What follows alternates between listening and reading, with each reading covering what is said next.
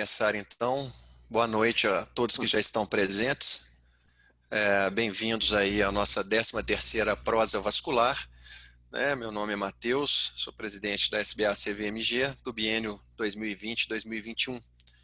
Essa é a nossa primeira reunião que não vai ser transmitida pelo YouTube, mas posteriormente nós vamos disponibilizá-la no canal da SBA-CVMG. E o motivo é simples, nós falaremos sobre flebologia em diversos aspectos e tomamos esse cuidado para para reduzir o risco de profissionais não médicos participarem dessa pauta aqui com a gente hoje. O tema da nossa reunião vai ser sobre doença venosa, planejamento, associações de técnicas e otimização de resultados. Nós vamos ter 2 aulas, seguidas de um caso clínico, e então nós vamos ter um tempo aí para perguntas e debate. Nas perguntas, elas podem ser enviadas pelo chat. Se alguém desejar fazer suas perguntas ao vivo, pode também levantar a mão no chat. Nós vamos abrir a câmera e o microfone, a pessoa pode, de forma objetiva, fazer a sua pergunta aqui na nossa sala do Zoom. Antes de iniciar, eu queria agradecer mais uma vez o apoio da Venosan, que é a nossa parceira aí de longa data, que mesmo durante essa pandemia teve ao nosso lado incentivando a educação médica continuada. Quero agradecer também o apoio da Icone Medical, que estará presente conosco não só nessa reunião, mas também no nosso workshop de laser transdérmico, que está por vir, provavelmente agora em setembro. Muito obrigado, Icone Medical e Venosan. Agora, dois informes. Eu queria convidar vocês para participarem da 6ª Jornada Baiana de Angiologia e Cirurgia Vascular, que vai acontecer agora, 15 de agosto, um evento oficial da Sociedade Brasileira de Angiologia e Cirurgia Vascular, da Regional da Bahia, que foi cuidadosamente organizado pela presidente doutora Ana Célia e todos que participaram dessa organização.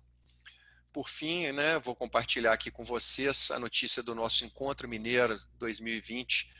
Está confirmado para de 3 a 5 de dezembro, numa plataforma virtual, mas nós vamos ter inúmeras experiências reais, presenciais. Então, aguardem o nosso novo site aí e com certeza vocês vão se surpreender positivamente com o que nós estamos preparando para o Encontro Mineiro deste ano. Tenho certeza que vai ser um evento marcante. Bom, iniciando a reunião agora, queria agradecer a Lívia Lira, Rodrigo Kikuchi, Carlos Eduardo, Jair Rachid e o Gustavo Murta, que estão aqui doando o precioso tempo para contribuir com a nossa regional. Eu sei que todos vocês dispensam apresentações, mas como bom mineiro, eu vou fazer questão de apresentá-los adequadamente ao longo da nossa reunião. E eu vou iniciar já imediatamente pela doutora Lívia Lira, uma amiga, cirurgiã vascular, membro da SBA-CV, fundadora da Flebo Academy. A Lívia vai falar sobre planejamento do tratamento como uma importante ferramenta na jornada do seu paciente. Lívia, mais do que de casa, Sinta-se bem-vinda e fique à vontade. Gente, boa noite a todos. Um prazer enorme. Queria primeiramente agradecer o convite. É realmente uma honra estar aqui, mas na verdade é muito mais gostoso estar aqui do que simplesmente uma honra. Estar entre amigos, recebendo também, mesmo que virtualmente, um grande amigo, que é o japonês mais mineiro que existe. E hoje eu vou trazer um pouco para vocês desse conceito de planejamento de tratamento na flebologia, que eu encaro como uma importante ferramenta na jornada do nosso paciente, uma ferramenta que traz a possibilidade de agregar valor ao atendimento do paciente na flebologia. Então, vou trazer um pouco da minha vivência e espero trazer alguns insights para vocês que caibam dentro da realidade tão heterogênea na flebologia. Então, planejar nada mais é do que um processo da gente organizar ações, prevendo resultados com o objetivo de atingir esse resultado pré-estabelecido.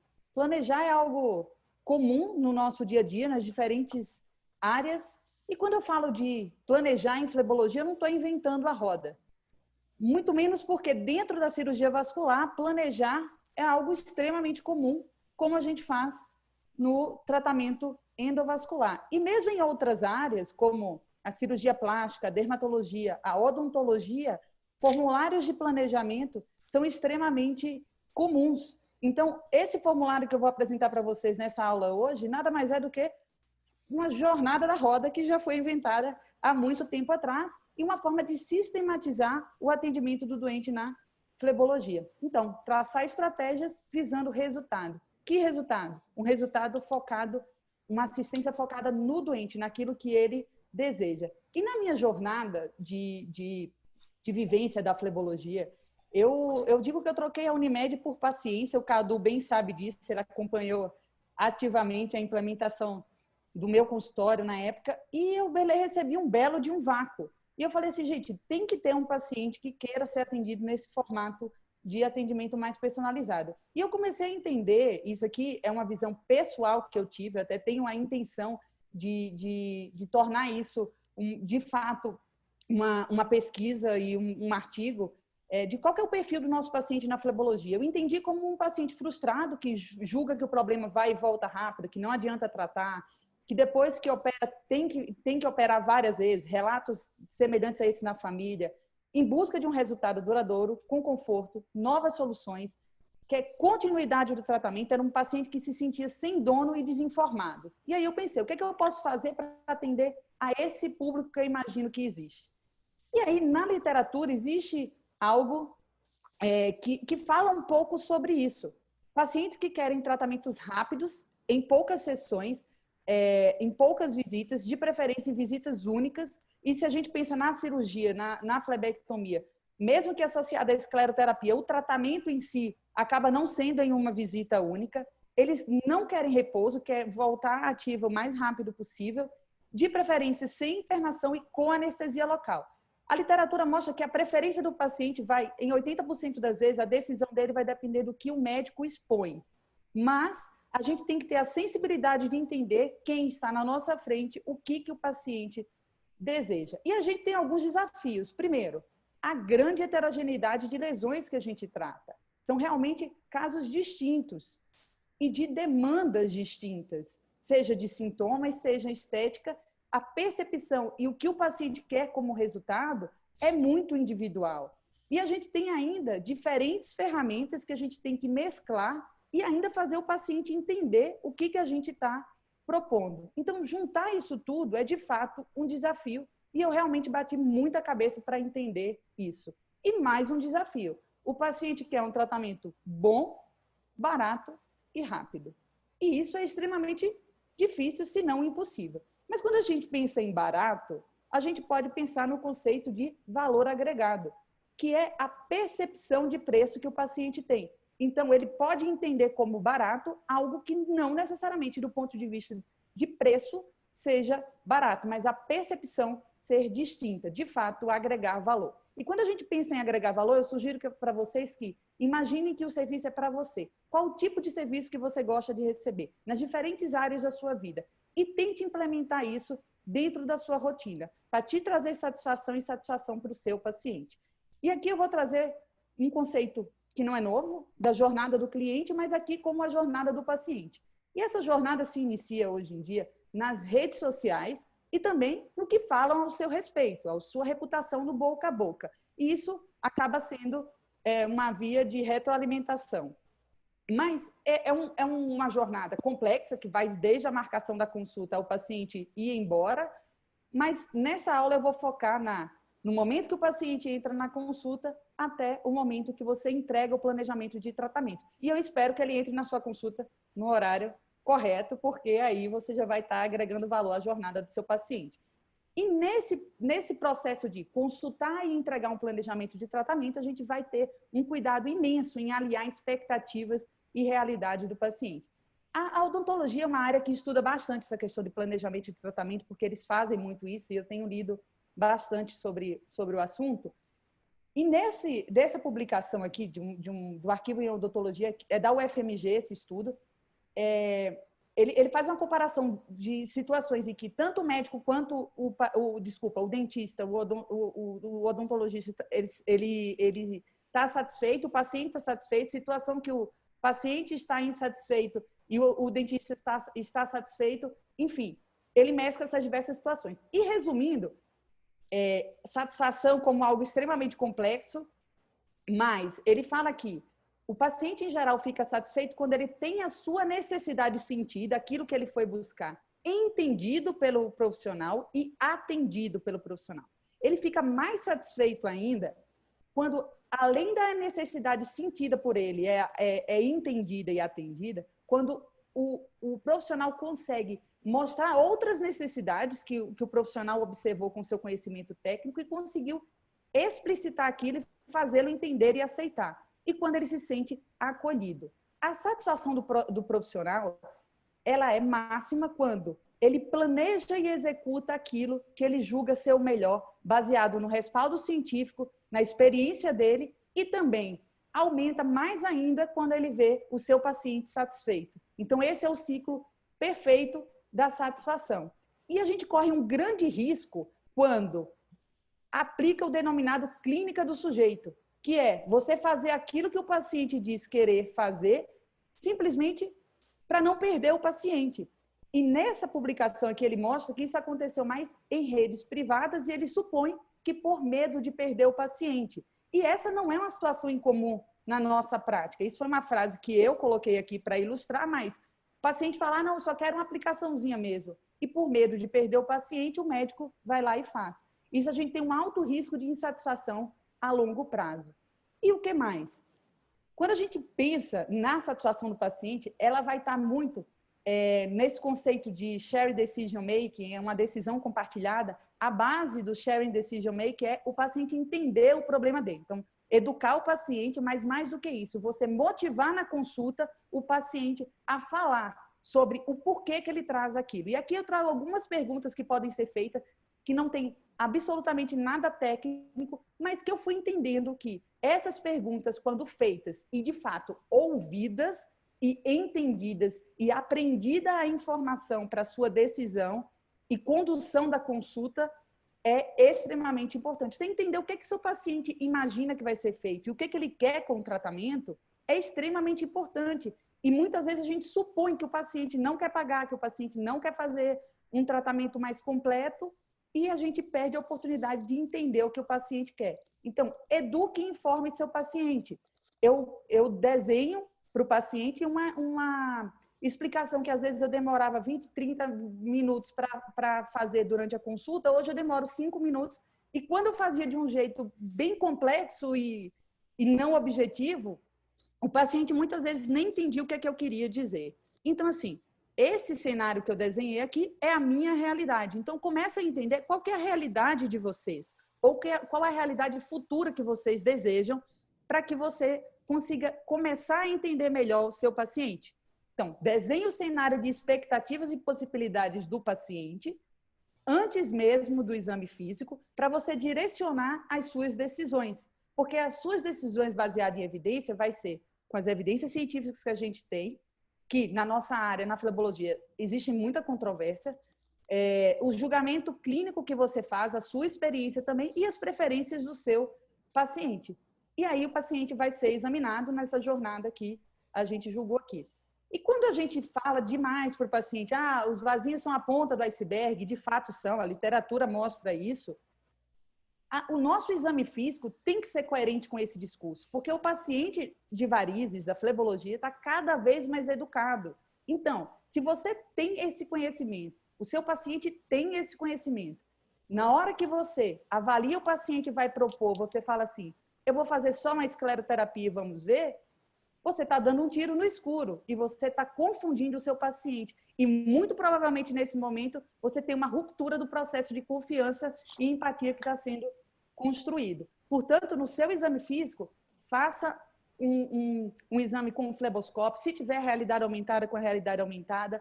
Eu julgo imprescindível a própria pessoa que vai tratar fazer o Doppler, mesmo que você não faça um mapeamento completo com laudo para entregar para o paciente, no mínimo você reveja o exame com um olhar de estratégia de tratamento, de entendimento da hemodinâmica e por onde você vai começar para ser o mais assertivo possível. Porque, por exemplo, uma situação como essa, que a olho nu poderia ser só uma telangiectasia, Com a realidade aumentada, você já vê que é uma realidade bem diferente. E com o Doppler, piorou um pouco mais. Aí eu tive aqui que fazer um tratamento de veia trunculada, safena parva, quando ao exame físico poderia parecer apenas uma telangiectasia. Então, a nossa atitude tem que ser, de fato, coerente com a ponta do iceberg. E o entendimento das lesões a fundo nos faz, inclusive, ter um entendimento de previsibilidade de resultado para a gente conseguir alinhar isso com o paciente.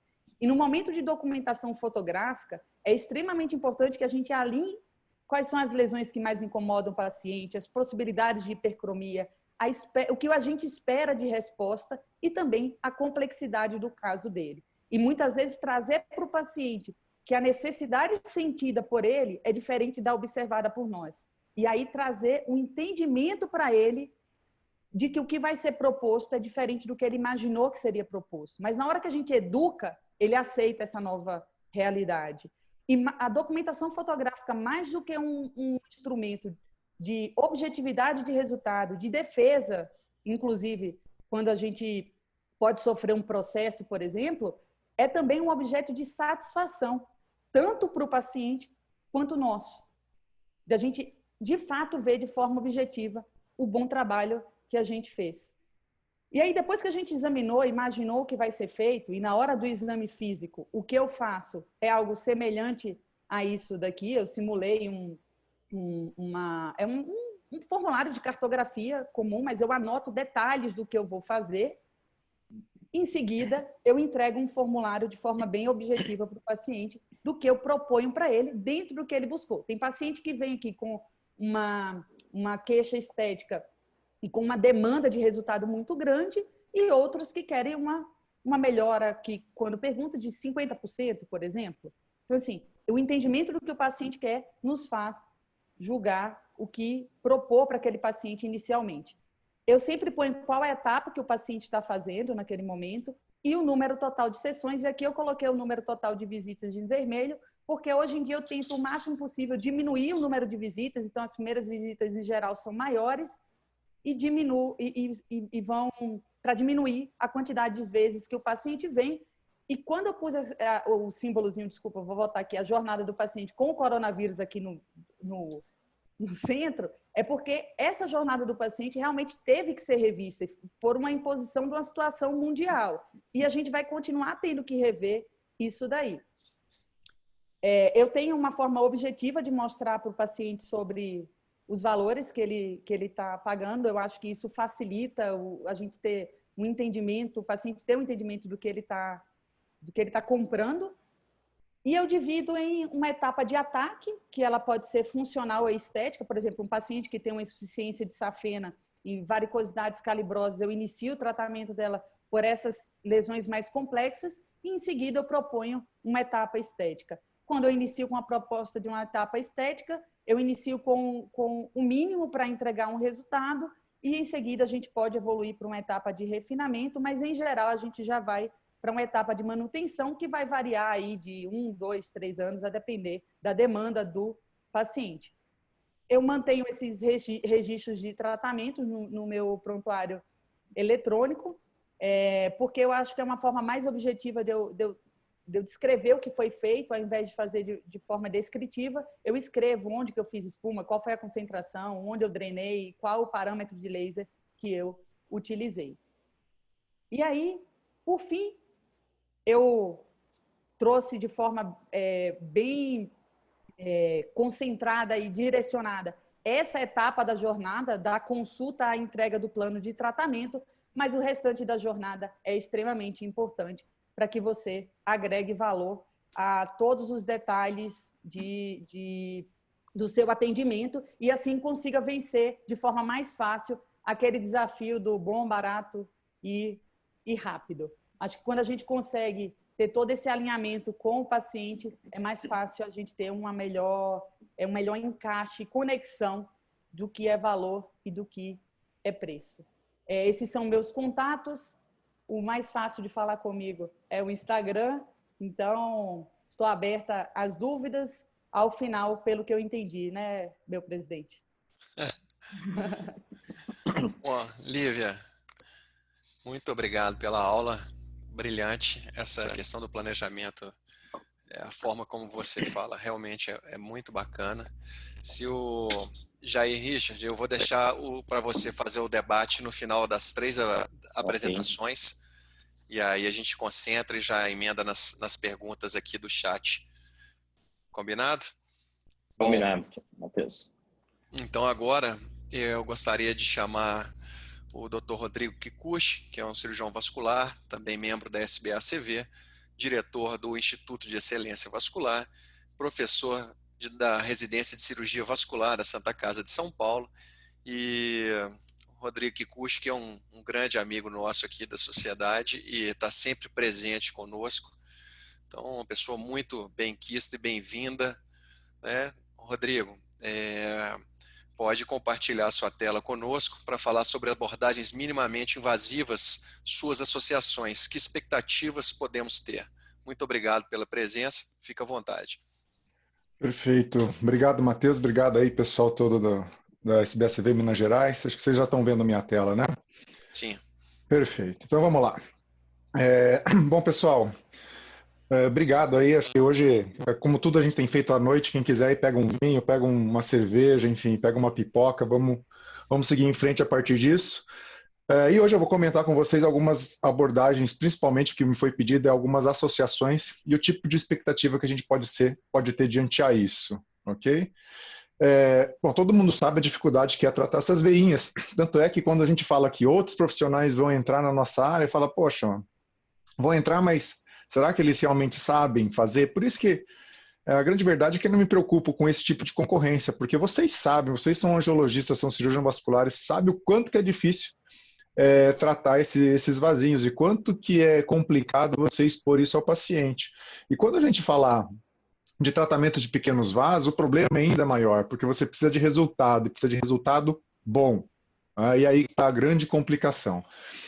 Quantidade de técnica para tratar, a gente tem muita. Por que tem muita? Porque nenhuma é tão boa sozinha.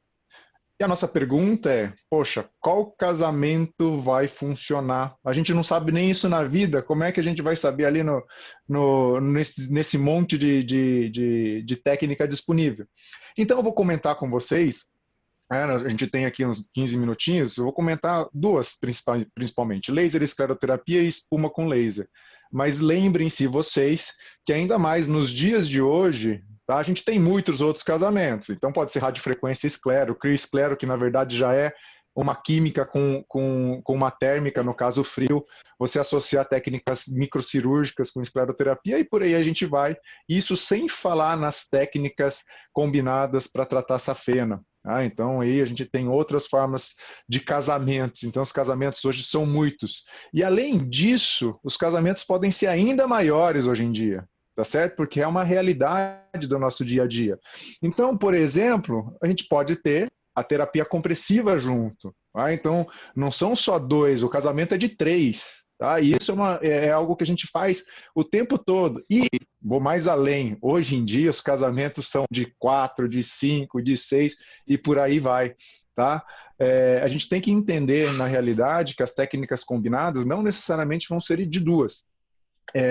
Mas é claro que o que a gente busca em geral, entregar o resultado para o nosso paciente.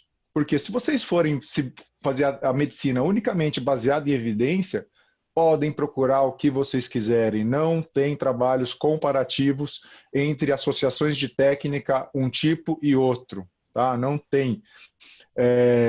Existe uma tentativa, e já foi feita isso aqui pelo Luizinho aqui da Escola Paulista, o grupo fez uma revisão absurda, e tá na última revisão da Cochrane, já era para ter sido publicado, mas isso está num rolo, mas vai sair, a gente tem os resultados preliminares, a gente conversa informalmente, mas eles se desafiaram a achar se alguma combinação qualquer dessas técnicas que vocês estão vendo aí na tela era superior a qualquer outra combinação também possível. Obviamente, eu já vou falar o resultado, spoiler total, se o Luizinho depois ver isso aqui, ele pode até ficar bravo, mas de qualquer forma, spoiler total, não vai encontrar diferença, tá? Não vai ter. Mesmo porque não tem trabalhos bons para a gente chegar nessa situação. Por isso, de agora por diante, o que eu vou citar em associação vai ser baseado em conceitos e vai ser baseado em experiência.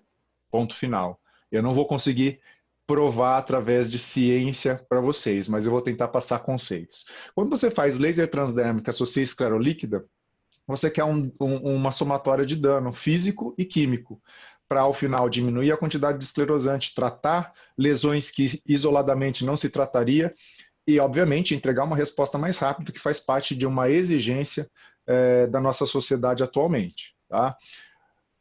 Eu começo com laser transdérmico, com dano térmico. Sempre quando eu não consigo atuar de forma específica para a lesão, ou seja, sempre quando o laser falta alguma coisa para chegar lá, eu entro com a esclerolíquida. Então não é sempre que eu caso. Às vezes eu deixo o nosso laser transdérmico isolado. Eu vou casar quando o laser transdérmico se sentir muito solitário. Está lá de quarentena, quietinho, está muito solitário, não aguenta mais ficar sozinho, eu vou lá e caso ele com a esclerolíquida. E isso acontece muito frequentemente quando eu trato veias de membro inferior, pela complexidade que essas lesões dão para a gente. Ok? Porque se você pegar e ajustar o laser e enxergar um resultado como esse, vocês vão ver o colapso da veia reticular na lateral de coxa, eu não preciso injetar. O tratamento está feito. Né? A veia realizou o colapso.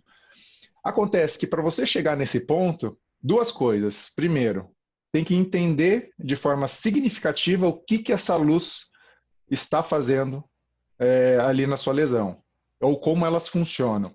E pelo menos o básico dessa interação é mandatório para você conseguir um resultado eficiente. Tá? Não precisa saber a fundo, mas o básico, isso sem dúvida nenhuma é mandatório. Tá? Por isso é melhor você não ter do que você ter e não saber usar. Tá certo? Nesse caso é melhor nem ter. Porque senão você, de repente, está vendendo algo que é uma enganação, ou você está se enganando. E o seu poder de convencimento, ele só é válido quando você acredita naquilo que realmente você está fazendo. Então, aí são duas coisas. Ou você não tem uma índole boa e está fazendo uma coisa por fazer, tá certo? Ou você está ignorante na técnica. E, na realidade, quando você vai oferecer, a não ser que você tenha dinheiro sobrando e possa comprar um aparelho de 170 a 200 mil reais sem problema nenhum. Eu não cheguei nesse nível, então acho que vale a pena a gente entender mesmo para entregar aquilo que é melhor para o nosso paciente. Tá? Mas para conseguir isso, e quando você realmente entende a necessidade, você vai atrás do laser perfeito, que é ter várias formas de ajuste e também ser acessível. Aí, gente, olha só lamento. Sonho meu. Tá? Não existe. Não existe esse tipo de aparelho. Então não adianta ficar me perguntando, puxa, que laser é melhor para mim? Que laser é melhor para mim? Depende. Você tem que estudar e entender o seu equipamento para transformar o seu equipamento no uso e conhecer se esse uso é mais adequado. Porque simplesmente se você me perguntar qual que é o melhor laser, de repente o melhor laser que eu vou dizer vai ser aquele laser que não vai ser acessível. Tá? Então a gente tem que saber qual que é aquilo que a gente precisa para atender os nossos pacientes. Porque o que a maioria das vezes a gente pode encontrar em pelo menos uma lesão de membro inferior é isso que vocês estão vendo. Tá? É uma resposta parcial da veia, não uma resposta total. A minha assistente está segurando a paciente, inclusive, para ela não fugir, porque provavelmente deve estar doendo muito, eu não consigo nem aumentar a energia. Tá? E nesta situação, quando o resultado é incompleto, o que eu faço com o laser? Eu vou lá e caso o laser e associo técnica. Quando você vai atrás de ajuste e consegue encontrar ajustes que deem essa resposta, o laser é suficiente. Agora, como a variação de lesões em membro inferior é muito grande, o que é mais comum é você precisar, em algum ponto, associar a escleroterapia. Por isso, nem sempre a gente acerta o alvo e nem sempre a gente tem o recurso necessário para acertar o alvo. Tá? Esse é o grande conceito de você entender a técnica do laser transdérmico. Portanto, quando você pensa em associar laser transdérmico e esclerolíquida, subentende-se que você achou o melhor parâmetro que o seu laser tem, mas mesmo assim o resultado acaba sendo igual à minha conta bancária. Fundos insuficientes. Ou seja, mesmo você ajustando o seu laser o melhor possível, você não tem o resultado suficiente. E aí está lá o casamento com a escleroterapia líquida, ok? Mas, na sequência, você pensa, poxa, mas e agora? Qual esclerosante? Qual concentração? Qual seringa? Qual pressão? E por aí vai, tá? Quais são os melhores esclerosantes que a literatura descreve para a gente? Da mesma forma que a gente não encontra associação melhor, a gente não encontra esclerosante melhor. Essa é a última revisão da Cochrane que tem de esclerosante líquido, é 2011. 2010 nós tivemos uma grande revisão sobre esclerosantes líquidos, também não mostrou superioridade. O que a gente tem é alguns detalhes de cada esclerosante, tá? Mas a sugestão final é que se utilizasse polidocanol em concentração inferior a 1% para se tratar as telangiectasias de membro inferior. No Brasil, todo mundo sabe, e o Marcondes refez, inclusive, esse trabalho e mostrou resultados bastante semelhantes. Subiu um pouquinho a quantidade de polidocanol com glicose, mas mesmo assim a glicose hipertônica é a mais utilizada no Brasil. Mas a literatura fala para a gente o contrário, fala que histologicamente o melhor resultado é aquele tido com polidocanol a 0,3% ou sotradecol a 0,15%. E aqui no Brasil, o Matheus fez um estudo triplo cego muito bem feito, onde ele fez uma análise de uma mistura acrescentando polidocanol à nossa glicose, então obtendo uma solução de polidocanol 0,2 com glicose 70. Comparou com a glicose 75, ele viu resultados melhores com a associação, mantendo a viscosidade da solução e melhorando a potência da solução. E eu vou dar um outro resultado que não foi publicado ainda, mas vai sair agora, que é o mesmo estudo, só que para telangiectasias, e mostrou exatamente o mesmo resultado, tá? O grupo 1 superior também nas telangiectasias e não só nas veias reticulares. E isso sem aumentar o número de complicações ou efeitos indesejados mais comuns, como a hiperpigmentação, como vocês podem ver ali nas linhas de baixo. E até ao contrário, né? A tendência de pigmentar foi menor com a mistura de glicose com polidocanol do que com a glicose 75. Isso tem a ver com o resultado histológico que essa mistura ela dá para a gente, tá? E a gente pode comentar isso aí um pouco mais para frente. Então, o que acontece? Que você tentar laser imunoterapia ou laser solteiro, você vai precisar de mais de um parâmetro de tratamento. E você vai casar com outra metodologia quando o laser transdérmico for insuficiente. Agora, essa resposta vai depender muito, e ela pode ser incompleta tanto pela dificuldade da lesão, quanto pelo limiar do paciente, de dor ou de qualquer resposta que ele tenha, e mesmo do aparelho. Ok? Outro casamento que eu vou comentar com vocês, esclera com espuma e laser, porque isso aqui é moda, né? Assim como a gente tem uma série de situações de modinha, isso aqui é outra modinha. É um dano químico seguido de um dano físico. Mas tem outras ideias por trás dessa técnica, que é aumentar a captação do laser, melhorar o resultado e utilizar as duas técnicas com baixa agressividade. E por que conceitualmente isso é válido? Quando você coloca espuma de polidocanol e dispara o laser por cima, todo esse raio que chega ali na espuma de polidocanol, ele sofre uma grande dispersão local e passa muito pouco, tá? Ou seja, o efeito do laser é aumentado com a espuma de polidocanol, aumentando tanto a dispersão quanto a absorção justamente neste local. E o grande estudo dessa técnica é esse, um ensaio clínico randomizado do grupo espanhol, que é o único que faz isso de rotina, onde ele tratou um grupo só com polidocanol espuma, outro grupo com polidocanol mais laser, e separou as lesões em aquelas vermelhinhas e as reticulares. A primeira pergunta que eu faço é o seguinte: se é um ensaio clínico randomizado, por que uma perna da randomização tem 79 pacientes tratados e a outra perna tem 517? O que aconteceu de errado com essa randomização que ficou tão diferente assim no número randomizado para uma perna para outra? Essa é a primeira pergunta que eu faço desse trabalho que todo mundo usa como referência de resultado. Vamos lá para os resultados em si, tirando esse detalhe técnico, né, de epidemiologia clínica. Tá?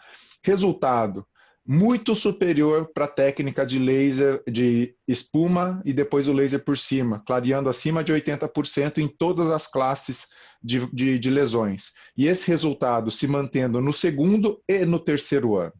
Tá? Foi continuado o estudo, na verdade não o estudo randomizado, mas eles ligaram depois de 5 anos para o grupo de pacientes que fez espuma mais laser. E, pessoal, é a cura. É a cura. Olha só, o resultado se manteve depois de 5 anos. Tá? Então, a minha sugestão para vocês é começar a pensar em outra profissão, porque aqui foi encontrada a cura do tratamento de pequenos vasos, porque 5 anos depois, absolutamente, os resultados se mantiveram com complicações como a hiperpigmentação regredindo praticamente de forma total. Tá certo? Não condeno a técnica, mas acho que a gente tem que olhar com muito cuidado e não achar isso uma panaceia. Tá? Esse casamento, assim como outros tantos, pode sim dar errado. Uma demonstração do que eu fiz, realmente aqui eu fiz esse tratamento usando espuma 0,25 seguido de laser e com baixa fluência. Se vocês podem ver a data, é 2015. Então veja só que não é tão novo que eu fiquei experimentando esse negócio. E posso dizer para vocês que os resultados são variáveis. Eu ainda não consegui reproduzir os resultados vistos nesse trabalho, nesse ensaio clínico randomizado. Tá certo? Nem eu, e acho que também, pelo que saiu até hoje, nenhum outro grupo no mundo. Mas não se assustem. Vamos descomplicar o negócio e eu vou mostrar como que eu faço de verdade. Eu faço o seguinte. Você pega um caso como esse. A gente vai fazer investigação. Então, imagina que essa senhora chegou lá e ela tinha feito uma termoablação de safena e tinha queixa estética. Na investigação ultrassonográfica, você encontra isso daqui. Reparem a reticular chegando na base da pele ali, ó. Tá? Alimentando essa lesão estética. Você vai fazer esclerolíquida? Não vai funcionar. Você vai fazer laser transdérmico? Até naquela parte de cima funciona, mas e o fluxo que chega em todo o restante? Não vai funcionar. Uma nova flebectomia? Pode até ser.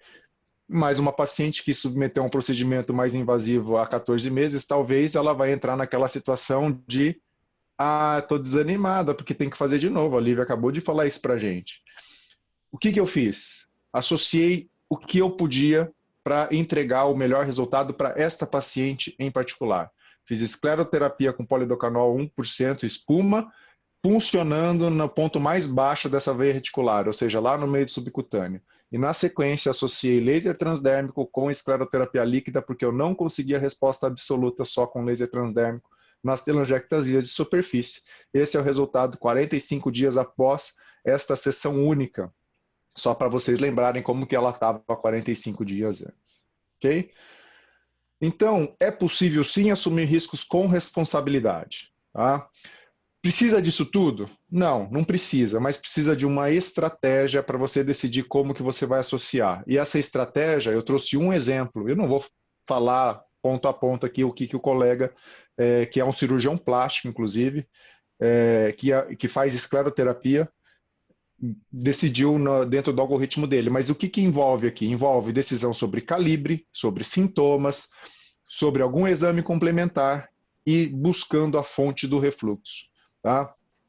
Então isso é só um exemplo de como você tem que ver a sua lesão para determinar o tipo de tratamento e chegar na melhor associação. Como que eu faço o laser transdérmico? Vejo as lesões favoráveis, vejo o que eu tenho à disposição no meu aparelho. Vou mudar o parâmetro de acordo com a lesão e a possibilidade do meu aparelho, reconhecendo o limite que acontece em cada situação. E o paciente participa de todo o processo de decisão, mas aqui entra um detalhe. Sabe quando... Bom, depois eu conto a história da minha esposa, se vocês estiverem curiosos. Ela está aqui do meu lado, ela vai me bater daqui a pouco, mas de qualquer forma... A ideia é o seguinte, o paciente participa da decisão terapêutica, mas vocês já devem ter ouvido falar o seguinte: doutor, o que o senhor faria para sua mãe? Doutor, o que o senhor faria para sua esposa? Então, na realidade, o paciente sim participa da decisão terapêutica, mas ele vai acreditar no seu conhecimento técnico. E aí a sua capacidade de entregar para ele pensar que está decidindo. Mas na verdade, quem decidiu o que é melhor para ele, né, para aquela situação específica, foi você, tá certo?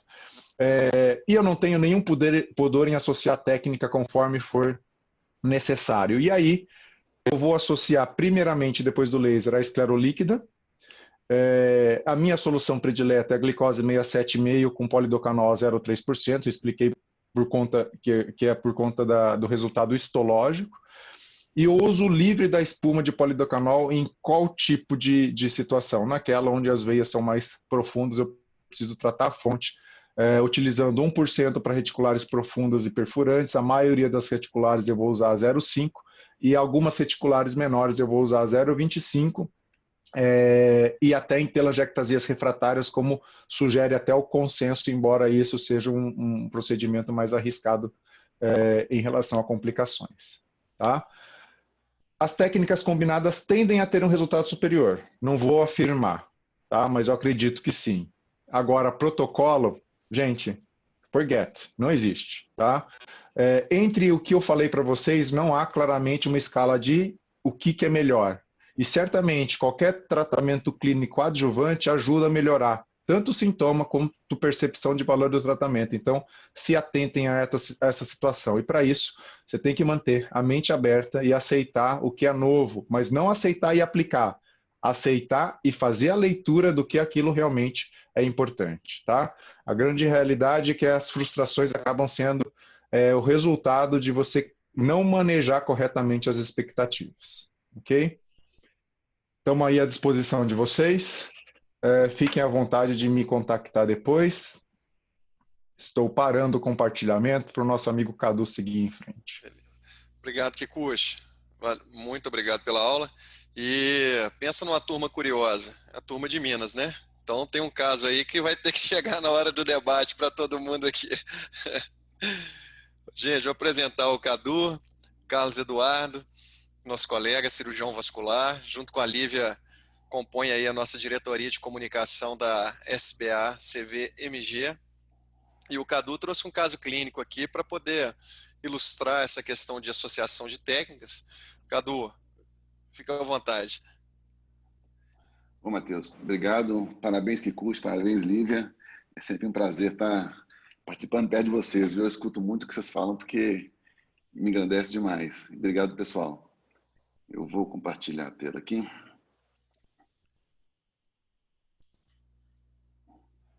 As perguntas podem ir chegando pelo chat, nós vamos encaminhar no final, mas podem ir mandando pelo chat.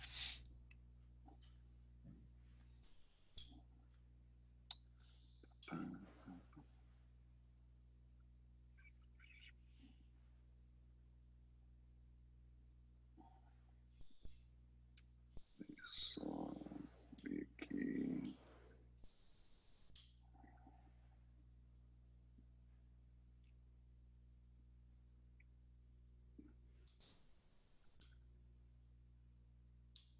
Ué, não foi não? Vou tentar de novo.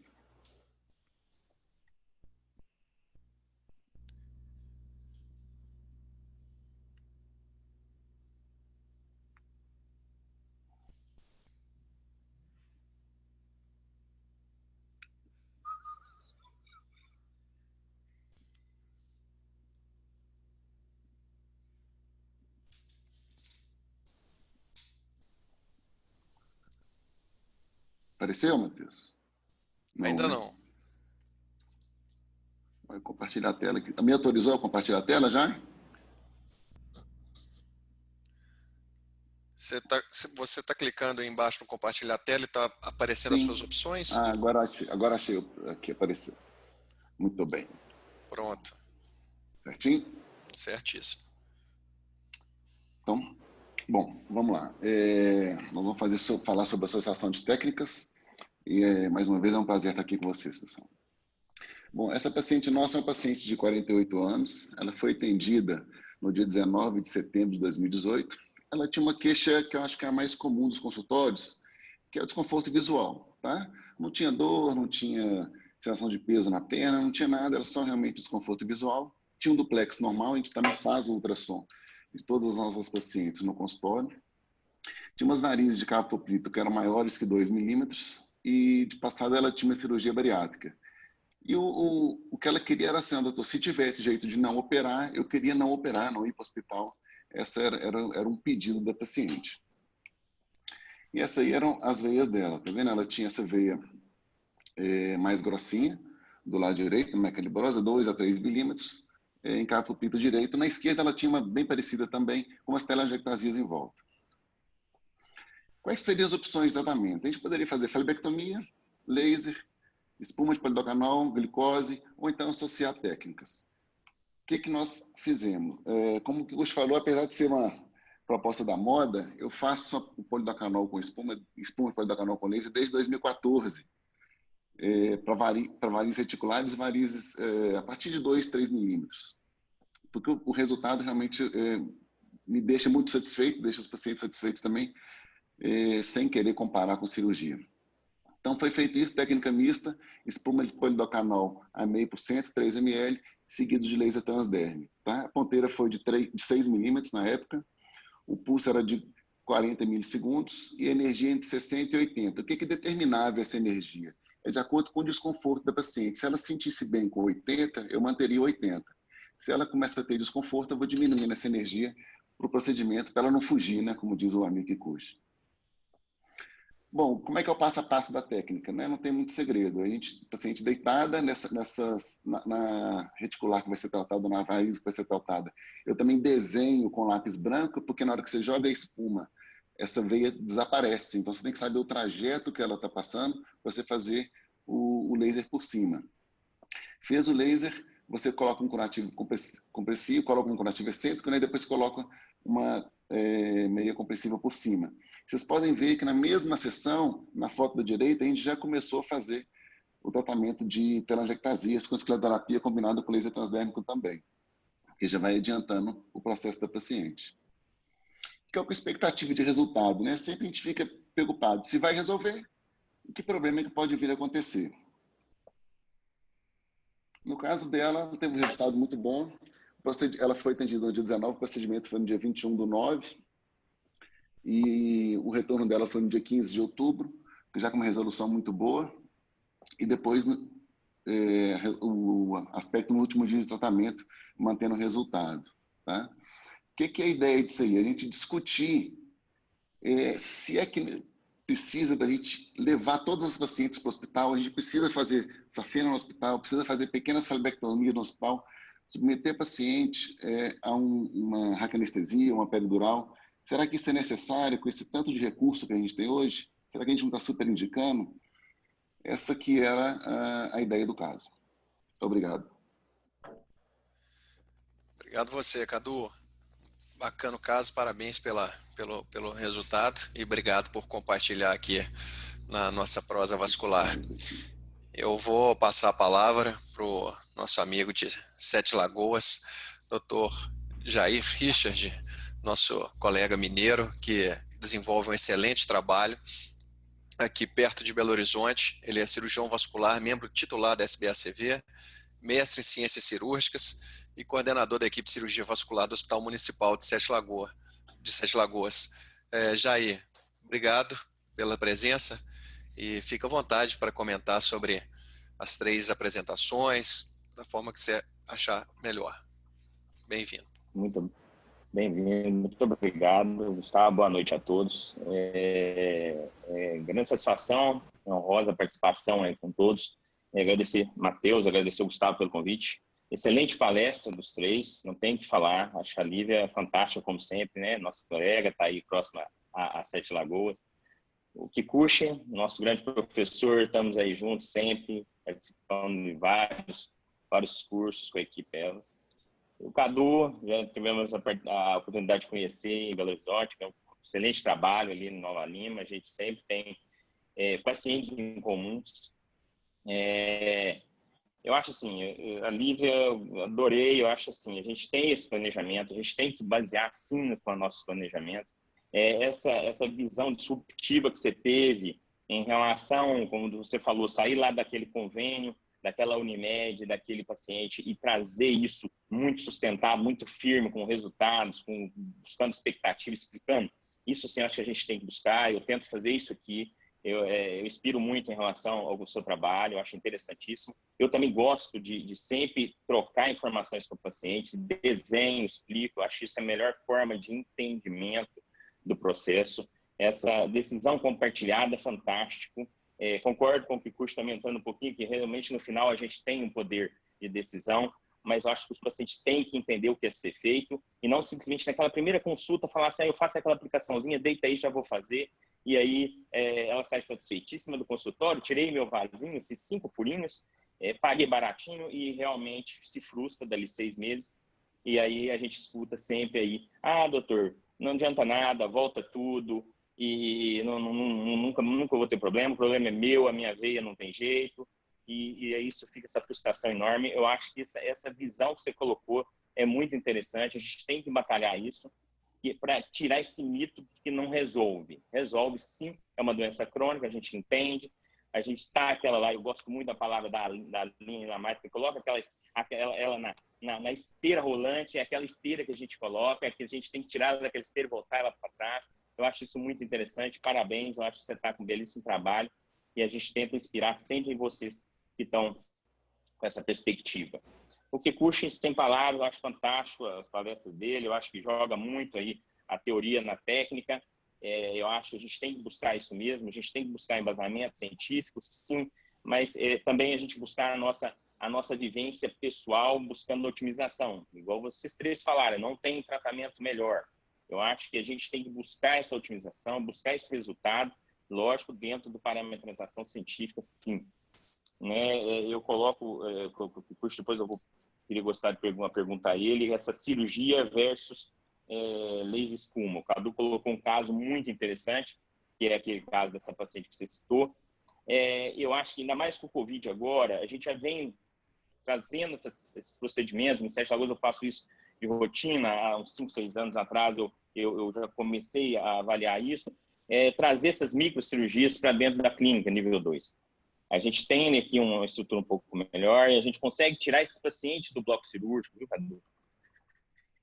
Com muita tranquilidade, né? Fazendo esse laser com espuma, ou fazendo até uma microcirurgia local com tumescência, com todo o respeito técnico, a vigilância toda autorizada. Eu acho que isso a gente tem que objetivar para o nosso paciente, né? Eu fico em dúvida, assim, a espuma eu gosto, faço, mas eu batalho muito no fototipo, né? Aquela paciente que já chega, ela já tem essas hipercromias, eu olho aquela varizezinha de 3, 4 milímetros, e às vezes eu faço uma flebé local, uma tumescência, né? É outra pergunta que eu gostaria de fazer para o grupo, que nós temos que debater, nós estamos entre amigos aqui, acho que a gente tem que debater a experiência de cada um. Associa-se bastante? Eu associo muito aqui. Às vezes eu faço uma micro local, com tumescência, às vezes eu faço uma espuma ali associada, numa veia que já está nutridora mais interna, bato um transdérmico, a gente tem essa, graças a Deus, dentro da nossa plebiscite, a gente tem essa capacidade, né?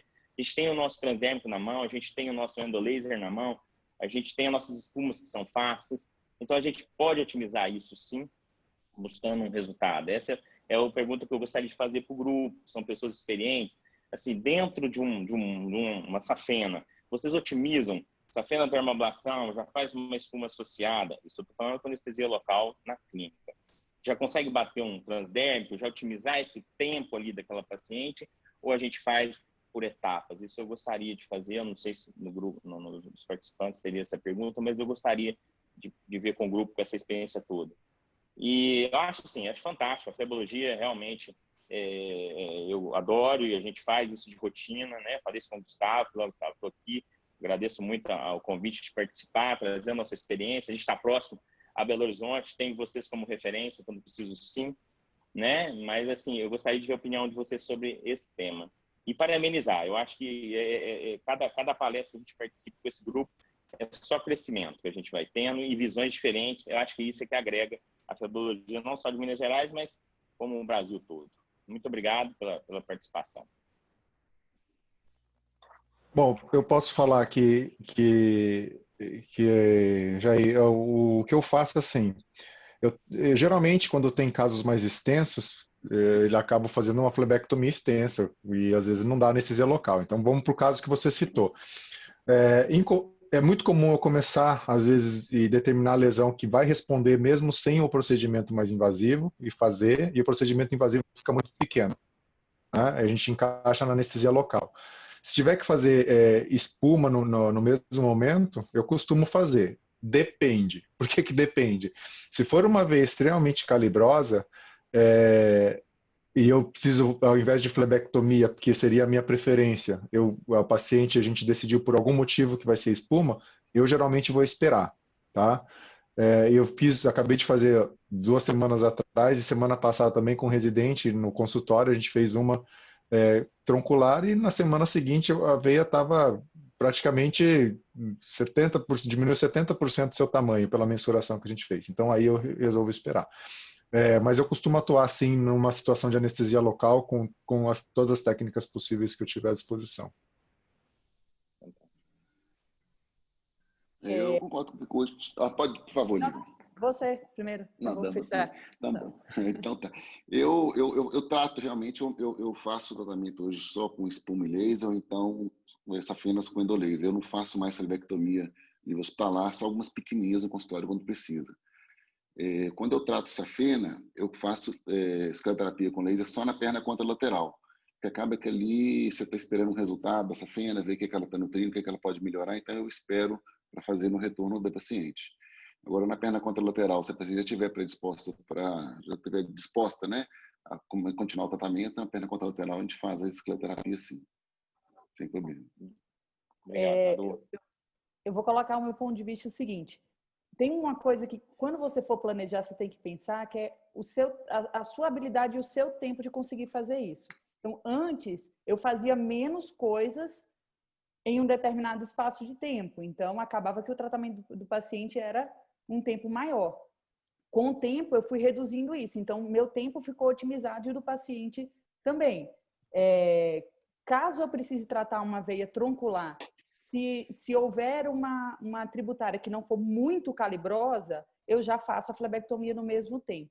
Se for um volume de varicosidade extremamente calibrosa, ou pré-tibial, ali que a gente tem mais chance de lesão de nervo, de linfático, enfim, eu costumo esperar para haver uma regressão igual o que Kush falou. E, em geral, acontece mesmo, isso está na literatura. Eu faço um pouquinho diferente do Cadu. Se eu trato e faço termoablação, por exemplo, no segmento medial, eu respeito, como você falou, para haver uma regressão das lesões estéticas, inclusive, mas a depender, eu já faço a escleroterapia e laser transdérmico, por exemplo, numa lateral, que ali, em tese, a fonte é distinta, né? Então, eu costumo sempre mesclar para otimizar o tempo. E fazer o tratamento dentro da minha clínica, hoje eu tenho mais, eu me sinto com mais liberdade de indicação das flebectomias, porque flebectomia significava hospital, né? Hoje, acaba que eu trato tudo que dá sem cirurgia, e quando sobra, igual o que o Kush falou, a parte invasiva fica muito pequena e você consegue fazer dentro da clínica. Isso dá muita liberdade, né? Sim, fantástico. Ô, Gustavo, só reforçando aqui, quem quiser fazer uma pergunta ao vivo, só ativar a câmera que a gente vai liberar o microfone, mas quem preferir fazer pelo chat também pode ficar à vontade. O que você separou aí, Gustavo? Ou tem mais alguma pergunta, Jair? Desculpa. Não, Matheus, tranquilo. Deixa Obrigado pelas colocações e parabéns pelo trabalho. Muito obrigado. Então vamos lá, Gustavo. Manda aí que a gente vai rebatendo. Vamos lá. Rapidinho para responder todo mundo. É isso aí. Doutora Lívia. Lívia, o Hugo Navas, nosso colega de Caracas, fez um comentário interessante sobre as estratégias de convencimento. O que você costuma conversar com o paciente, pensando que muitas vezes o que você propõe não é nada diferente do que a maioria das pessoas pode propor, né? Hoje em dia, a espuma, a escleroterapia, a cirurgia são disponíveis para a maioria dos colegas. Vamos lá. Eu acredito muito numa frase que o Kikuchi falou, que é essa questão de convencer, na verdade, quando você fala aquilo que você acredita como sendo o melhor, o paciente recebe como sendo o melhor. Eu não exponho uma quantidade imensa de opções, porque isso confunde. Isso aí é neurociência, e no processo de escolha, quando você tem uma quantidade enorme de possibilidades, você confunde a pessoa. E outra coisa, o paciente não tem habilidade técnica de escolher. Se a gente, no meio desse monte de coisa, está aqui discutindo porque não consegue definir o que é melhor, avalia o paciente ter que escolher entre espuma, cirurgia, enfim. Então, o que eu sugiro é, faça uma avaliação, ouça o paciente de verdade. Esteja extremamente presente na avaliação e quando você faz as perguntas do que é importante para ele. Porque aí, quando você faz a avaliação técnica no exame físico, que é algo que nos cabe, você já oferece algo coerente com o que você explicou anteriormente. No meu Instagram tem algumas sugestões de forma de você desenhar e explicar para o paciente de maneira rápida. Acabou que várias pessoas descobriram que a mesa do consultório era de vidro e começou a desenhar na mesa de vidro. Então, assim, formas de você explicar para o seu paciente. Você traz seu paciente no entendimento. Você escolhe o que é melhor e expõe para ele. Dentro do que você expõe, pode haver um contra-argumento do paciente em determinada situação? Sim. Aí você vai no seu limite de não ceder, de não fazer aquela coisa lá que eu coloquei eu esqueci o nome agora, de alto risco de você gerar uma frustração para você e para o paciente, que é a tal da aplicaçãozinha. Vamos aplicar e depois a gente vê. Que a gente faz igual o biomédico, né? Porque a gente não usa do nosso conhecimento. Claro. Respondi? Usa todas as armas que tem, né? Sim, claro. Se alguém quiser fazer algum comentário, por favor, me interrompa. O Jefferson Kleber, nosso colega aqui de BH, faz um comentário que custa interessante sobre a falta de padronização, de sistematização para avaliação dos nossos resultados, dos nossos prontuários. Você acha que isso, de alguma forma, gera alguma confusão para a gente conseguir estabelecer o melhor método? O Forte, ele é ótimo, ele gosta de estudar mesmo, ele é assim desse jeito, fica fazendo essas perguntas difíceis. É o seguinte, cara, não vai acontecer. E você tem razão na afirmação, mas não vai acontecer. Se você colocar qualquer trabalho na minha frente, eu vou chegar e vou falar, putz, mas aqui vai ter outra variável que eles não consideraram. E se você botar todas essas variáveis no meio da roda e achar um fator único, tá? Eu diria para você que a quantidade ou o número de pacientes a serem tratados para você achar uma diferença vai ser muito grande. Tá? Estou falando de forma estatística. Então, o que a gente vai inferir hoje em dia são resultados falhos, porque todo trabalho no seu desenho vai ter alguma falha no seu conceito, ou no seu protocolo, porque você pega o laser, por exemplo. Como é que a gente vai fazer um protocolo de laser? Cara, é muito difícil. Aí você pega a lesão, como você vai fazer um protocolo em cima daquela lesão? Também é muito difícil.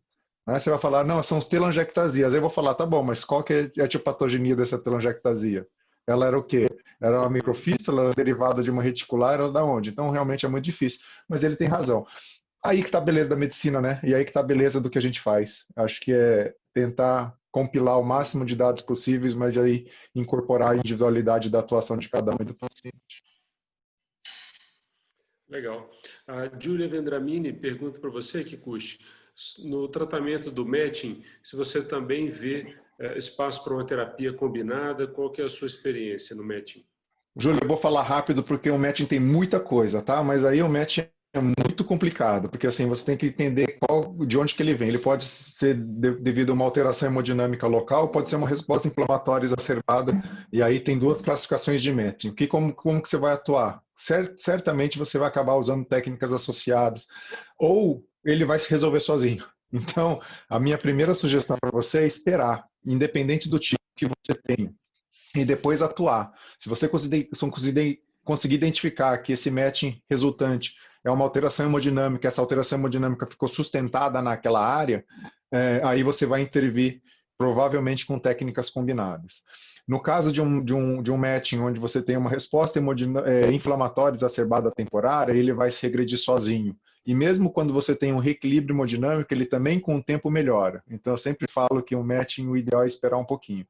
Mas no caso do remanescente, as técnicas combinadas, sem dúvida nenhuma, vão ter o seu papel. Bacana. O Chico Bastos, Gustavo, nosso colega aqui Pois não? Não, exatamente isso. Eu ia pedir para você chamar o Chico. Sim, então. O Chico, ele quer falar? Ele está com a câmera aberta, acho que ele pode falar ao vivo. Doutor Francisco Bastos, pode fazer a sua pergunta. Boa noite, todo mundo. Boa noite.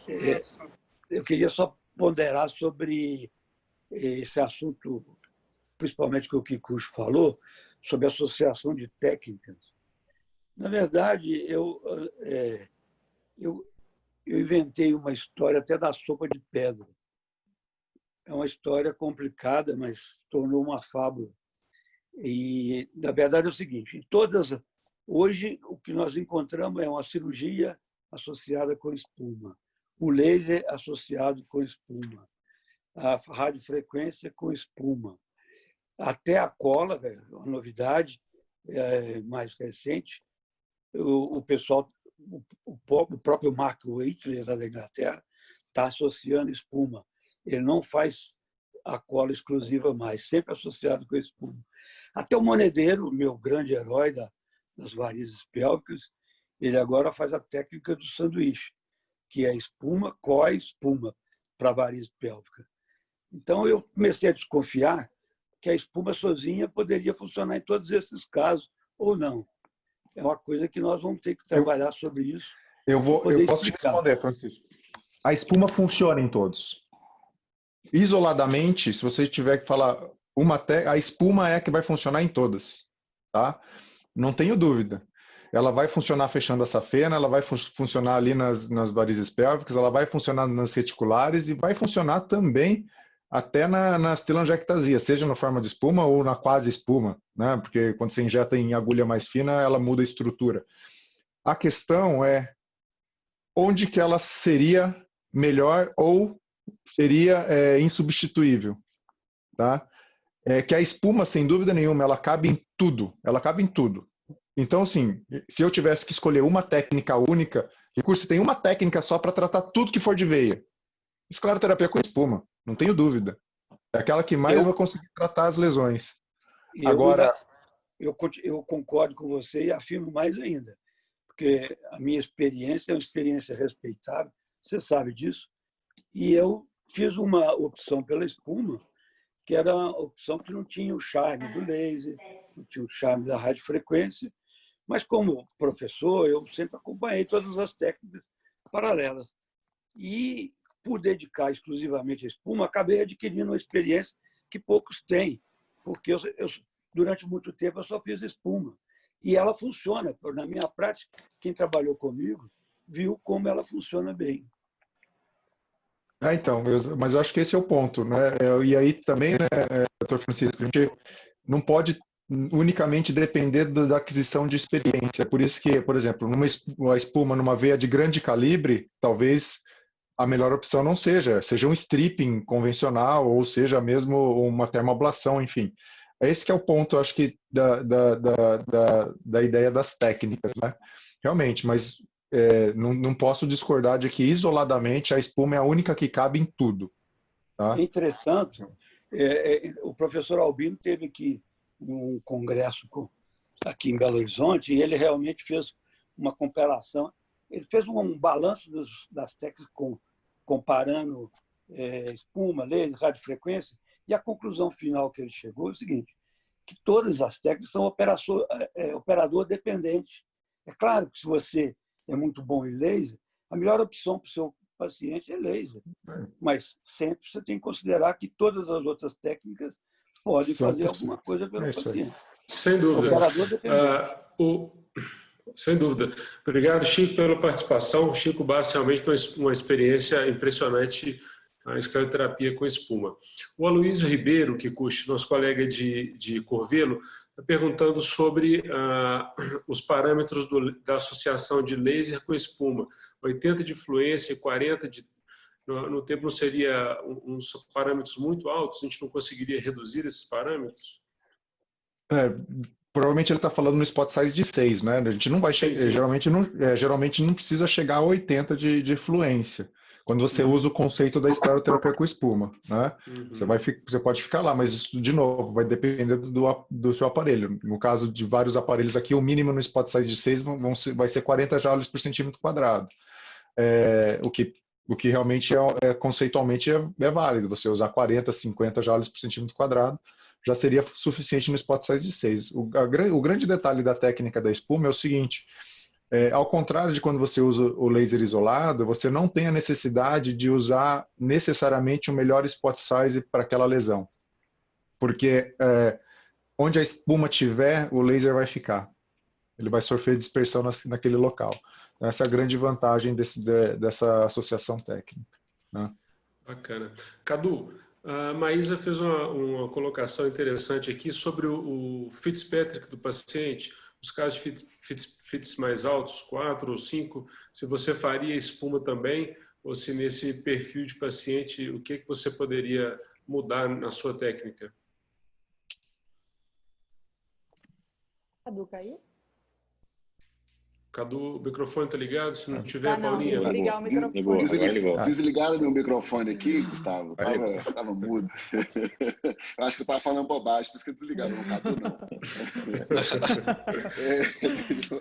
Eu faço em Fitzpatrick mais alto. Claro, a gente toma mais cuidado com laser. Eu preocupo mais com laser para não hipopigmentar do que com a espuma de pigmentar. Mas eu faria. Tem casos assim, depois, numa oportunidade, a gente pode mostrar um Fitzpatrick mais alto. Não teria problema, não. Ok. Aliás, o detalhe, né, Cadu, é que o primeiro relato desse grupo foi justamente em Fitzpatrick 4, pacientes com Fitzpatrick 4. É justamente pelo medo de ter que usar laser com uma potência muito alta, né? Uma compensação, né? Para poder usar menos energia. O Bruno Naves está aqui com a câmera aberta. Bruno, nosso presidente mineiro, presidente da Nacional. Eu estava até escrevendo uma pergunta. Eu vou te pedir para, ao invés de escrevê-la, compartilhar ao vivo conosco. Obrigado pela presença. Eu estava escutando mais cedo, desde o começo, pelo iPhone, porque eu estava em trânsito. Foi muito boa. Não, foi muito boa. Mas, assim, como tem muita gente assistindo, 200 e tantas pessoas, a pergunta que eu ia fazer é o seguinte: quando eu vou no hospital operar, que eu ainda opero, eu encontro um monte de colegas lá, Matheus, por exemplo, né? Um monte de gente faz gente. Então, tem gente que ainda opera. E uma outra coisa, uma sensação, eu atendo o convênio e muitos dos meus pacientes falam: doutor, o que o senhor pode fazer por mim pelo convênio? Porque eu não tenho dinheiro para te pagar. Provavelmente não é a realidade de vocês, mas eu ainda tenho muito paciente assim.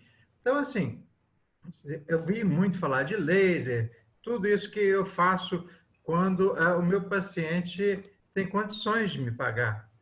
Mas muitas vezes o pessoal fala em decisão compartilhada, em planejamento estratégico e tudo mais.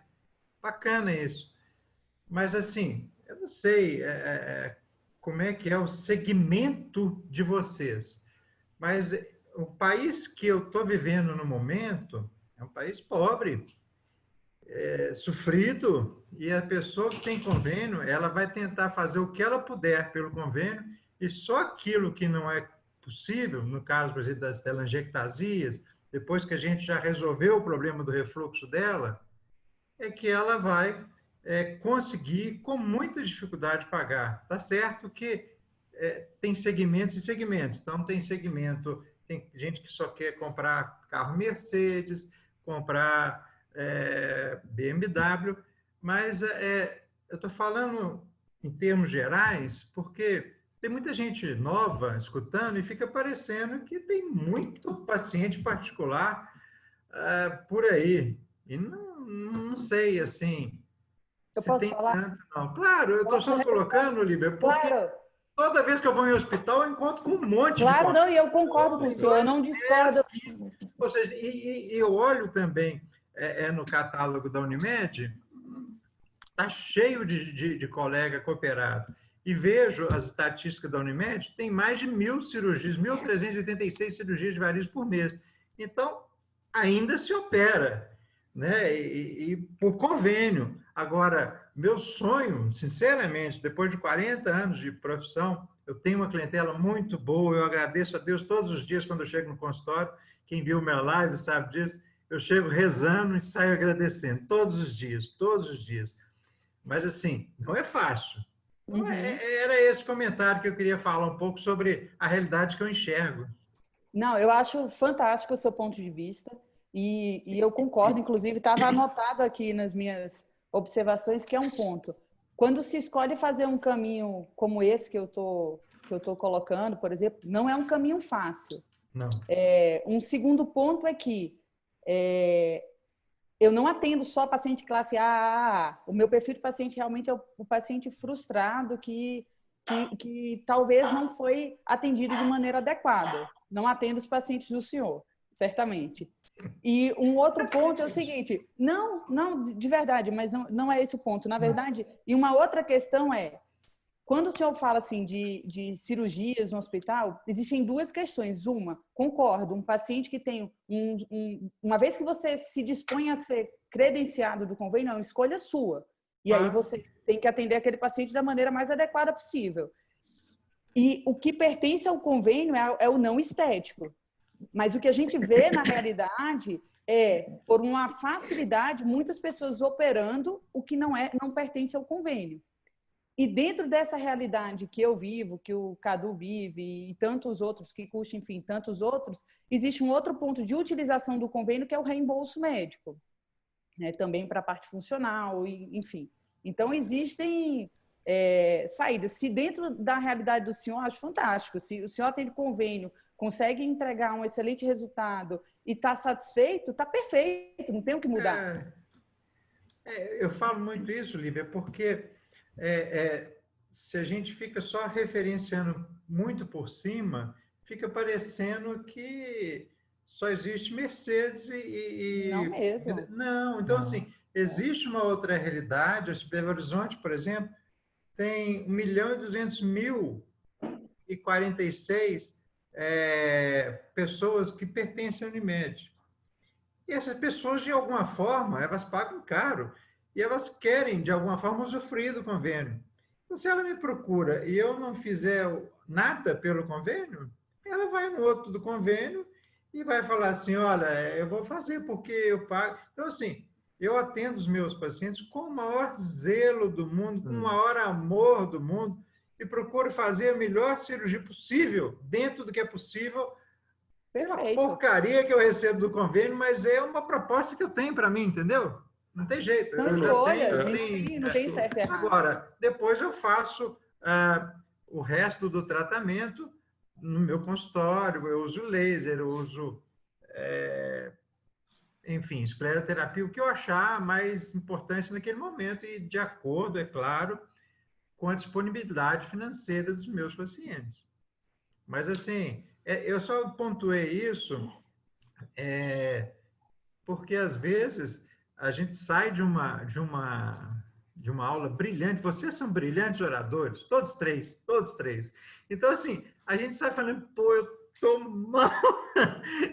Eu não consigo esse tipo de paciente. Então, mostrar para as pessoas que tem, sim, tem gente que tem outros pacientes, que tem convênio, que se vira bem. E eu acho que, assim, bacana é quando você está feliz com aquilo que você faz e está resolvendo o problema de quem te procura. Não importa quem te procura e como você vai resolver.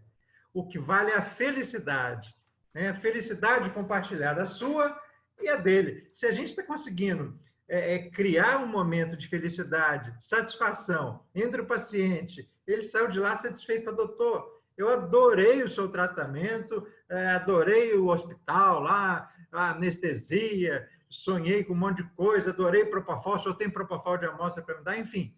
Tem gente que gosta disso. Eles adoram Propofol, né? Então, assim, só estou pontuando para deixar claro assim, que tem um outro lado aí. Mas, assim, tudo que vocês falaram é verdadeiro para um determinado segmento. Por isso que eu falo, primeira coisa que a gente tem que fazer na vida é definir qual o segmento de paciente que eu quero atender. Porque aí você vai escolher aonde você vai colocar seu consultório, quais os aparelhos, porque não adianta, por exemplo, eu vou atender lá na Estação Vilarinho e comprar um Venviewer. Não precisa tanto, entendeu? Porque um fleboscópio vai resolver. Então, o que eu falo é isso. Segmentou seu paciente, definiu, esse é o paciente que eu quero atender. Beleza, eu vou investir nele, eu vou atender menos pacientes, mas eu vou atender com mais tempo, com mais qualidade, eu vou oferecer melhor e vai dar tudo certo, vai casar. E tem um outro lá que fala, não, eu só quero atender Unimed. Pronto, tá certo também. Quer dizer, não tem o certo e o errado. Tem você resolver o problema, deixar seu paciente satisfeito e você ficar satisfeito. E a gente tem que ser feliz, todo mundo. Excelente, Bruno. Excelente. Muito bom, eu diria, um choque de realidade, né, Bruno? Que a gente tem que entender a segmentação dos nossos pacientes. Isso foi, inclusive, reforçado por vários colegas aqui no nosso chat. E entrando ainda nessa segmentação dos diversos perfis dos nossos pacientes, a doutora Ana Mancho traz um questionamento interessante. Nos pacientes do Sistema Único de Saúde, do SUS, que querem tratar também, o que a gente consegue, o que vocês veem de possíveis associações de técnicas que sejam cobertas pelo SUS, que vai atender aí talvez 60% da nossa população, né, no Brasil?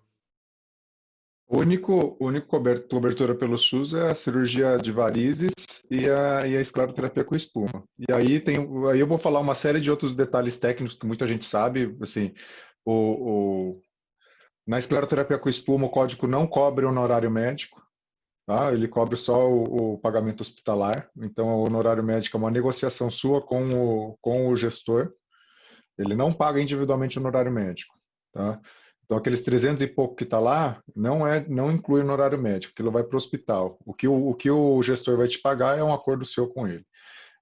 No caso da cirurgia, não, está tabelado o honorário médico, mas essas são as duas únicas que estão tabeladas pelo SUS. O que acontece é que, assim, se você conseguir fazer um projeto muito bem feito, e eu uso o exemplo que a gente fez aqui em São Paulo, a gente consegue sim atender a população do SUS de forma muito adequada com outras técnicas, inclusive termoablações, de acordo com a possibilidade. O que vale dizer que a termoablação ela tem a questão técnica de facilitar a execução de vários tratamentos desses, né, com veias grandes. E a gente conseguiu fazer isso aqui em São Paulo, os pacientes saíam muito satisfeitos. Agora, o que o Bruno falou, realmente, a gente conversa, o Dr. Bruno sabe muito bem disso, que eu concordo com ele. O que a gente não pode, tá? O que a gente não pode? O que a gente não pode é simplesmente aceitar que o que a gente faz não pode ser melhorado. Esse é o primeiro ponto. Então, a gente sempre precisa pensar realmente e pensar em melhorar, pensar em entregar coisa melhor. O que a gente não pode? A gente não pode começar a desvalorizar o nosso trabalho, tá certo? Isso a gente não pode. E a gente, se você tem na sua cabeça que levar o paciente em consideração em primeiro lugar, não importa o tipo de paciente que você atende, você vai entregar aquilo que ele veio atrás. Exemplo, muita gente está preocupado com o processo, e isso encarece muito o sistema de saúde. Estudos mostram que a diferença entre médicos processados e não processados são 3 minutos de consulta, tá certo? É isso. São 3 minutos que você vai ouvir melhor o paciente, vai conseguir fazer a transferência do seu conhecimento e aquela empatia, aquela troca mesmo de afeição. Medicina é isso, medicina é uma troca que envolve muitas outras coisas. Então, a gente tem que, ao mesmo tempo que existem sim as realidades, eu acho que a gente tem que levar, e todo mundo que me pergunta fala, eu acho que laser não é para todo mundo. Eu falei para o Dr. Bruno isso uma vez, ele falou, você acha que eu tenho que pôr laser lá onde eu atendo? Eu falo, não, Dr. Bruno, acho que do jeito que o senhor está, não precisa pôr laser, não é para pôr laser. E assim realmente é a realidade, mas a gente não pode ficar parado, tá? Existe, e isso me entristece, porque é o seguinte, a gente deixou chegar a um ponto de desvalorização que eu já tive em 2011, 2012 na Porto Seguro aqui em São Paulo. É mais barato para qualquer convênio e plano de saúde autorizar todos os procedimentos de I89.3, de 83.9, sem questionar, do que colocar um médico fazendo auditoria neles. Pensem nisso. Eu sou testemunha de um trabalho que o Kikuchi faz em São Paulo. Eu fui visitar uma ONG onde eles fazem cirurgia de varizes com termoablação num local, num posto de saúde. A Lívia fez muito isso aqui. Sensacional. É estranho falar isso, mas foram 3.000 pernas. Porque a gente tinha que fazer uma e depois a outra. E foi desse projeto que nasceu esse conceito de planejamento. Sensacional. E é por isso que eu falo assim, quando a gente fala em planejar, o principal que eu trago aqui não é a sua tabela de preço e qual a técnica que você vai ter na mão. Porque eu já fiz planejamento dentro do SUS e ao mesmo tempo que eu fazia dentro da minha clínica. E eram realidades completamente distintas. Mas eu tinha o ultrassom na mão e eu planejava o que eu julgava melhor dentro do que eu tinha na mão. O ponto que eu se puder ficar uma mensagem da minha aula para vocês é assim: a gente sabe que a doença é complexa. Não trate a doença de maneira banal, porque é mais fácil simplesmente fazer uma escleroterapia ou porque é mais fácil assinar uma guia do convênio, sendo que você não acredita que está oferecendo o melhor para o paciente. Ponto. É isso. Se essa mensagem puder ficar para vocês, eu estou feliz. Então, deixa eu só pegar um gancho na fala da Lívia. A gente vai começar agora, esse mês, 2 programas da SPACV. Um é uma campanha para tentar trazer o paciente de volta para o consultório. Falar, olha, a gente precisa cuidar da sua saúde vascular. Saúde vascular. E o segundo é ser da SPACV tem valor. A gente tem que ter orgulho de ser associado, a gente tem que ter orgulho de ser especialista, a gente tem que ter muito orgulho do excelente trabalho que a gente faz, que é diferenciado. Como o próprio Kikuchi falou, eu não me preocupo com esses PEN da vida aí, porque o trabalho da gente é diferenciado. Assim, a gente precisa ter esse orgulho e passar isso, falar, eu tenho orgulho de ser especialista, porque não foi uma coisa que caiu do céu. Foram 6 anos de faculdade, 4 especialização, 500 congressos, segunda-feira à noite, conversando até 10 horas da noite. Quer dizer, isso tem valor, isso tem valor. Então, assim, eu gostaria muito de um engajamento total das pessoas para que a gente pudesse passar para o público o quanto nós somos importantes e quanto a gente gosta do que faz e como a gente faz bem feito. A gente tem que passar isso de uma maneira firme, de uma maneira forte, porque eu acho assim que isso é transformador. E agora o momento é bom, porque o médico está meio valorizado com essa coisa da pandemia. Ah, médico, tal, todo mundo falando, Banco Santander, Banco Bradesco, então a gente tem que surfar nessa onda. Desculpa, eu já falei demais, Matheus. Obrigado pela oportunidade. Bruno, nada. Perfeita a sua colocação, realmente digna do presidente da nossa especialidade, né? Valorizar a nossa especialidade, e a sua fala casa com o que nós aqui pensamos, né? Desempenhando as atividades associativas, e a sua fala realmente é digna do presidente da nossa especialidade. Obrigado por compartilhar aqui conosco. Vamos seguir então, Matheus. Segue o jogo, Gustavo. O Eliud, nosso colega de Vitória, faz um questionamento, talvez, Lívia, não sei se você possa contribuir, sobre a questão da expectativa do paciente. Essa questão da hiperexpectativa, mas que muitas vezes ela é gerada não pelo paciente, mas pelo próprio médico. Que às vezes tenta criar essa hiperexpectativa como uma estratégia de convencimento e depois vem, obviamente, uma insatisfação. Sim. Essa é uma colocação. E a outra é se você tenta identificar o perfil psicológico do paciente e se diante desse perfil que você possivelmente identificou, se isso te faz mudar ou não de estratégia de tratamento, de planejamento. Certo. Eu não faço na prática, assim, de forma sistemática, um DISC, por exemplo, para descobrir o perfil comportamental do paciente, porque eu realmente faço isso de forma muito intuitiva. Eu percebo quando o paciente é mais dominante, enfim. Então, eu consigo dialogar de forma muito fluida. Isso é muito, muito intuitivo para mim. Mas para quem não tem essa destreza, é uma forma de você saber com quem você está lidando. Você fazer uma avaliação diz que às vezes não necessariamente de forma objetiva, mas ao menos estudar e formas de identificar na fala do paciente.